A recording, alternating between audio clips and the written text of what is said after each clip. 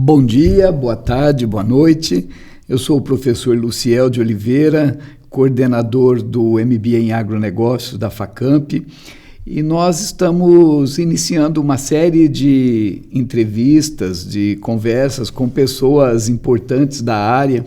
Hoje eu tenho o prazer de receber aqui o Pedro Martins, engenheiro, pecuarista, agricultor, empresário do setor de tecnologia do agronegócio, sócio da Metrix Tecnologia e Sistema de Gestão. A gente vai fazer um bate-papo sobre a evolução do agronegócio até chegar aos dias atuais. Obrigado, professor. É um prazer estar aqui na Facamp, uma escola tão querida.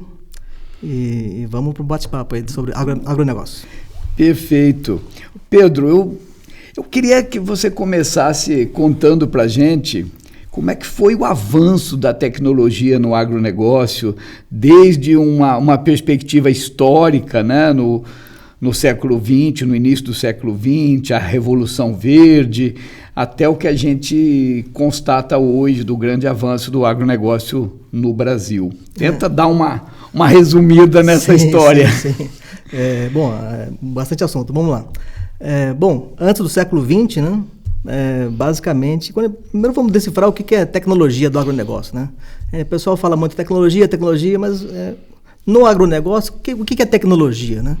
A gente tem que dividir em 3 grandes alavancas de avanço tecnológico.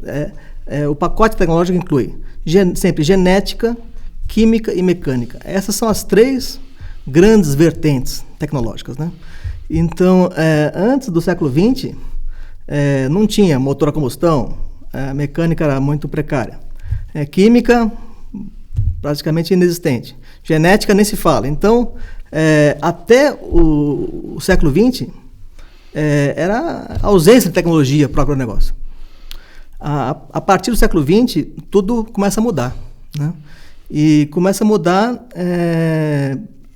inclusive, pela genética. Tem um grande agrônomo chamado Norman Borlaug, que é um canadense, e ele foi o responsável pelo grande avanço a partir de 1930, do avanço genético para o hemisfério norte, né? Então, o que ele fez? Ele conseguiu fazer com que a semente de trigo, a genética do trigo, fosse desenvolvida ao ponto de baixar as latitudes. O trigo era só plantado em altitudes mais elevadas. Ele começou a baixar isso e começou a ampliar a área onde era possível plantar trigo. O sul americano era impróprio para trigo. Então, essa tecnologia, no lado da genética, possibilitou que o trigo avançasse. E como avança nos Estados Unidos, em direção ao México, isso acontece também para a Europa. Como é o mesmo hemisfério, a tecnologia é a mesma. Então, isso foi um avanço muito grande. Ele foi financiado pela Fundação Rockefeller.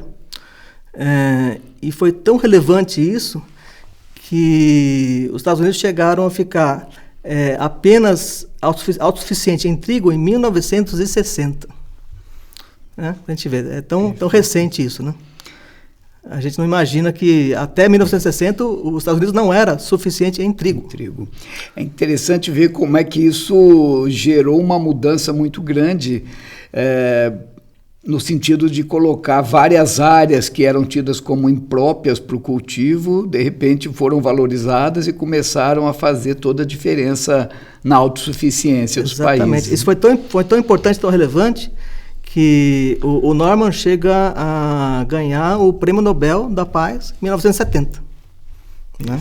Dada a relevância que isso foi para a paz mundial, né? Grande parte da população passa a comer melhor a partir desse avanço da tecnologia do lado da genética, né? Obviamente, o avanço aconteceu nas outras 2 frentes também, tanto na química como na mecânica. Nem se fala, né? Agora, tudo isso acontece no hemisfério norte, né? Vamos falar um pouquinho da nossa realidade agora do hemisfério sul, né? Sim. Interessante, a gente lembra, por exemplo, na década de 60 e 70, como que era visto o cerrado, por exemplo, né? A gente tinha aquele conceito de que o cerrado era uma área imprópria, que não servia para nada. Tinha até aquele lema que dizia cerrado nem dado nem herdado, isso, né? Isso. É uma área vista como totalmente imprópria e sem nenhum interesse comercial. O que aconteceu? Como foi essa revolução aqui no Brasil? De fato, e era assim mesmo, né? Nem dado nem herdado. Assim, qualquer livro de geografia da década de 60 ensinava isso e não estava mentindo. Não servia para nada. Não servia para nada mesmo, né? Vamos lembrar, né? Não é ideologia, não. Então, o que acontece, né? Era um problema brasileiro terrível, né? O Brasil, até 1970, ele estava sujeito a produzir apenas culturas exclusivamente tropicais. Porque, vamos combinar, não dava para competir com o hemisfério norte, altamente subsidiado e abastecido. O Oriente era todo pobre. China, o Oriente era pobre. Não era um mercado comprador como é hoje. Então, a gente produzia coisas exóticas, né? Café, a cana-de-açúcar. Mas era o que dava para fazer, é o que tinha mercado para se vender, né? E de maneira muito... de baixa produtividade, né? De maneira muito precária. E isso foi sendo empurrado, né? Até que, na década de 70, o Brasil, a população vai aumentando, e o Brasil se torna um grande importador de comida, né? Isso era uma vergonha. E o governo militar coloca como meta resolver esse problema. Resolver e começa a tomar algumas iniciativas, entre elas a mais emblemática, a criação da Embrapa, né? Em 73. Perfeito. Eu acho que é importante a gente detalhar um pouco mais essa questão. O papel do governo militar nessa época somado aos esforços privados também, né? A gente teve o público e o privado que se somaram com grandes avanços, como a questão do plantio direto e das missões para a Índia, né? Fala um pouquinho sobre isso também. Pois como eu sempre digo, né? Nunca, para dar certo, tem que somar esforços. Nunca pode, nem só o governo, nem só o setor privado sozinho consegue dar conta. Tem que ser uma união de força dos dois numa direção única. Foi o que aconteceu, né? Então, foi uma grande sorte, né? Como eu digo, né? Não basta trabalhar, tem que ter sorte, né? E aconteceu isso. Teve, de um lado, o governo criando a Embrapa, contratando milhares de técnicos e mandando eles para o exterior para eles estudarem fora. Investindo muito em educação para esses técnicos, coisa de 1.000, 2.000 técnicos, foi realmente um movimento gigantesco. E do lado privado, já vinha, né, desde a década de 1940, aí nos Estados Unidos, uma criação individual de um agricultor com uma grande invenção, a invenção do plantio direto, né? Isso acontece em Ohio, um agricultor chamava Harry Young. E na década de 40, virou chacota, né? O camarada querer plantar sem gradear, né? E realmente teve muita dificuldade, é normal, é uma startup, né? Então, uma startup aí da mecânica. Ele tentou, ele, na oficina dele, criando implementos, né, caseiros, com uma nova tecnologia. E fracassou. Fracassou por quê? Porque faltava o outro lado da tecnologia, a parte da química, né? E a parte da química só foi acontecer na década de 60, no pós-guerra, quando os ingleses, né, a Royal Chemical Industry, cria o princípio ativo do paraquat, que é um dessecante. Perfeito. Porque só é possível fazer plantio direto em áreas dessecadas, né? E aí o filho do Harry, na década de 60, juntando a experiência do pai mais a tecnologia do paraquat, consegue ter sucesso no plantio direto em 63, se não me engano. 10 anos depois, um brasileiro, Herbert Bartz, um agricultor do Paraná, pequeno agricultor do Paraná, Veja como é que a iniciativa do indivíduo tem força. De moto próprio, viaja ao raio, conhece a fazenda do Yang, aprende a fazer na oficina dele as peças e os implementos, volta para o Brasil, monta uma oficina na fazenda, adapta para o Brasil e, se não me engano, em 1973 planta o primeiro talhão em plantio direto. Não preciso falar nada, também vira chacota aqui no Brasil. E fica 10 anos batendo em cima disso, até que na década de 80 lança a primeira máquina comercial para plantio direto no Brasil. Ainda com muita desconfiança? Total desconfiança. Tanta desconfiança que demora mais 10 anos, até a década de 90, para lançar a primeira associação de plantio direto brasileiro. Nessa época, com 1 milhão de hectares, já existia 1 milhão de hectares. Então, foi do talhão dele, 20 anos depois, para 1 milhão de hectares. 20 anos depois. E depois, mais 10 anos, 30 anos depois, chegamos a 30 milhões de hectares. E hoje, a totalidade do país. Totalidade. É muito interessante a gente ver essa evolução. Eu tô me lembrando aqui, nos anos 80, eu fiz meu curso de agronomia.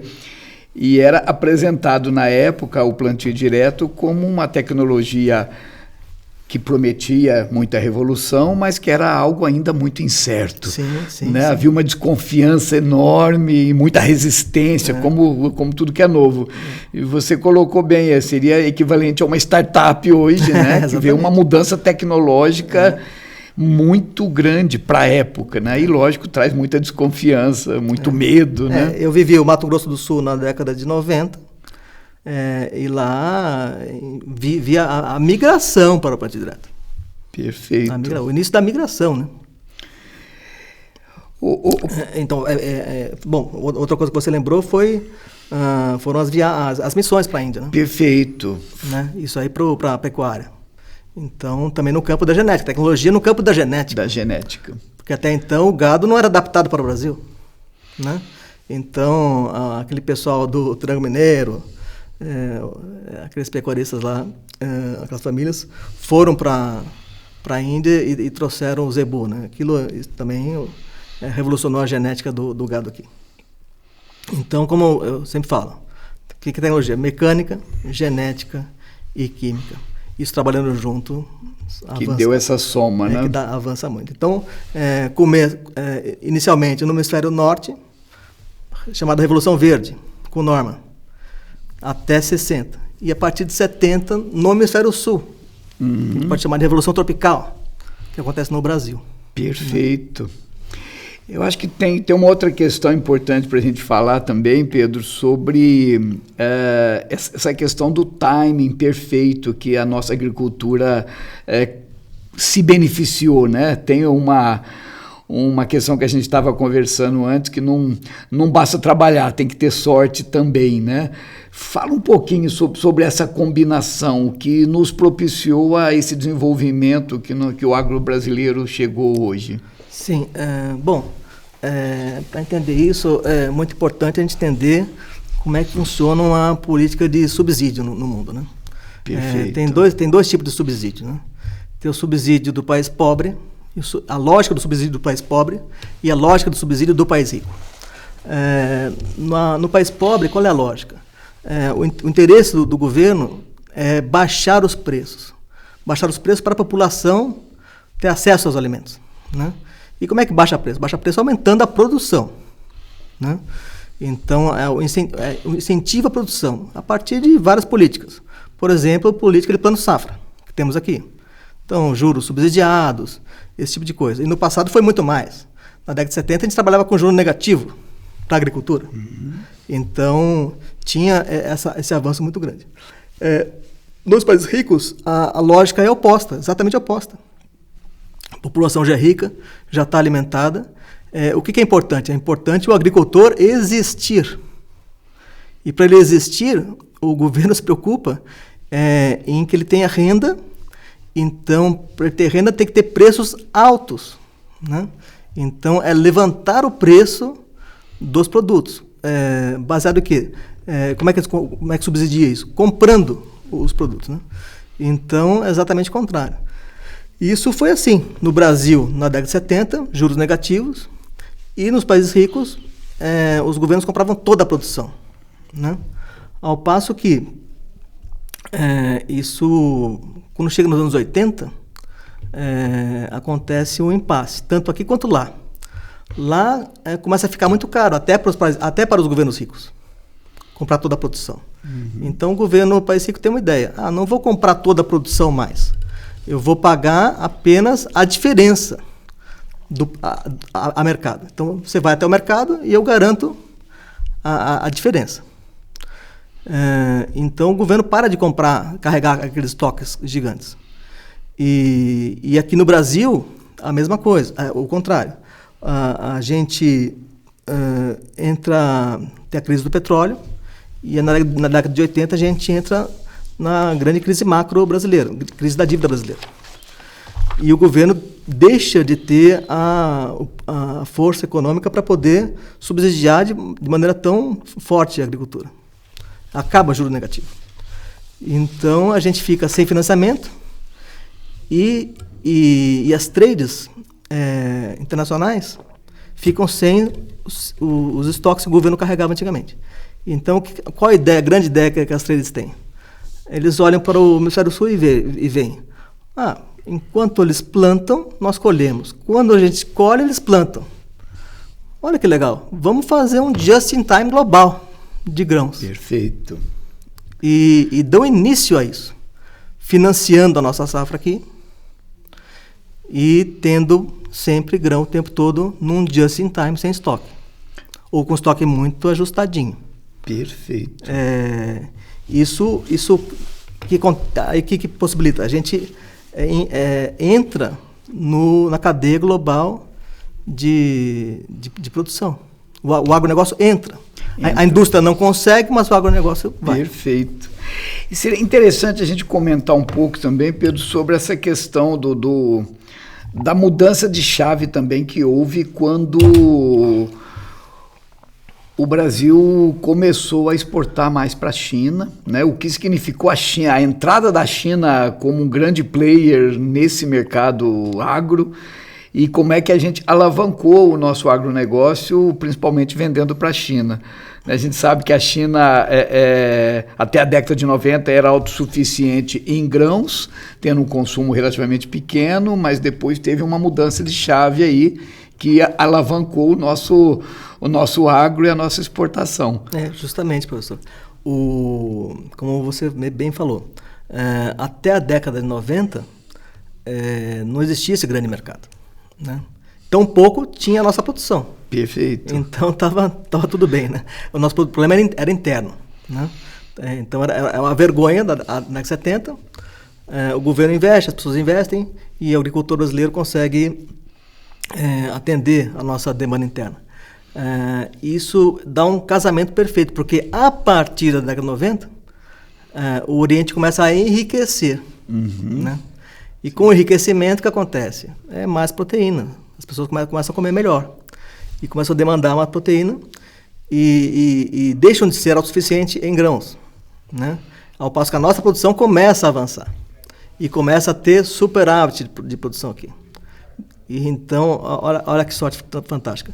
Começa a nossa sobra de grãos, ao mesmo tempo que começa a falta no Oriente. Foi o timing perfeito simultâneo, mesmo. Timing perfeito.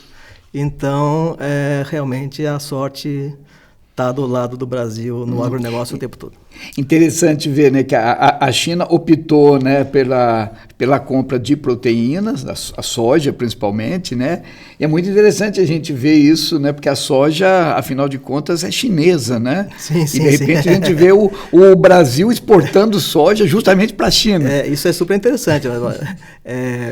Fica a pergunta, mas por que eles não plantam soja se a soja é a cultura deles, né? Como você bem comentou, a agricultura de 78 para 90 avança muito. Não é só a indústria que avança na China. Eles não investem só em indústria, eles investem muito em agricultura, porque a preocupação do governo sempre foi de segurança alimentar da população. E deram conta até a década de 90, que o crescimento foi realmente boçal e a população é muito grande. Nesse momento, outra decisão estratégica do governo chinês. eles pensam, precisamos de uma fonte energética e de uma fonte proteica. Fonte energética, milho; fonte proteica, a soja. Acontece que, para quem entende agricultura, sabe que num hectare se produz 200 sacas de soja ou 60 sacas de milho, grosso modo. Desculpa, 200 sacas de milho e 60 sacas de soja. Então, são N vezes mais milho do que soja por hectare. Então, a China teve que optar. Vou importar o quê? Vou importar o de menor volume. Então, se eu tenho um hectare aqui, eu vou produzir 200 sacas de milho e trago só 60 sacas de soja. Então, em vez de usar 4 navios, uso um só. Então, foi uma decisão logística estratégica e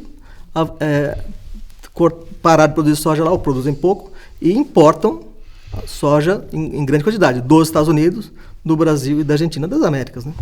E o Brasil se torna agora um protagonista nesse... Perfeito, mas mais uma vez essa combinação de trabalho e sorte também, né? Muito bom ver isso. Ô Pedro, uma questão importante também que a gente sempre discute, né? E eu queria ouvir a tua explicação sobre isso. Por que a agricultura no Brasil deu tão certo e a indústria nem tanto? O que está por trás disso? Sim, pois é. Voltando ao que eu falei agora recentemente, né? A agricultura ela conseguiu entrar nas cadeias internacionais por conta dessa dificuldade que houve aí com os países ricos, que tiveram que fazer esse just-in-time do fluxo internacional de grãos, né? Então, a gente entra nisso. O Estado teve um grande sucesso, um grande êxito na Embrapa, na parte genética, principalmente. A Embrapa é muito forte em genética, né? E o sistema plantio direto deu muito certo no Brasil, fruto de pesquisa, de iniciativa dos produtores, como a gente falou lá atrás. Então, esse esforço público-privado, né, na pesquisa e no trabalho nas fazendas, juntamente com essa abertura comercial, essa internacionalização, fez com que a gente viesse ganhando produtividade continuamente. Vimos ganhando produtividade, seguimos, né? Ganhando produtividade continuamente, ao passo que a indústria ficou trancada no mercado interno, sempre naquela política de substituição de importações e tal. Isso deixou muito limitada. Foram dois caminhos bem diferentes, né? A indústria olhando para dentro e a agricultura para fora. Olhando para fora. A agricultura olhando para dentro no começo, né? Sim, no início. Porque também o problema era interno, inicialmente. Perfeito. Mas o sucesso foi tão grande que criamos superávit e no momento que o mundo precisava, né?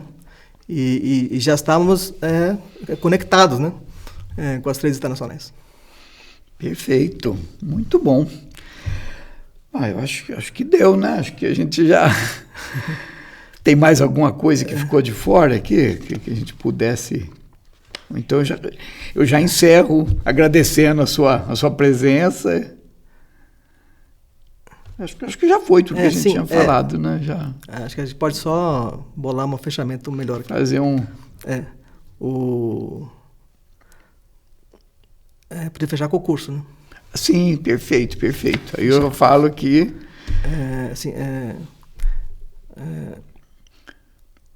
Bom, e já comento que você vai ser um dos professores do curso, sim, né? Sim. Bom, então deixa eu fazer esse fechamento, então. Bom, Pedro, eu gostaria de agradecer muito a tua presença hoje aqui e já... informar a todos que o Pedro é um dos professores convidados para o nosso MBA em agronegócio, que tem como foco a gestão estratégia. Nossa, errei, vou falar de novo aqui.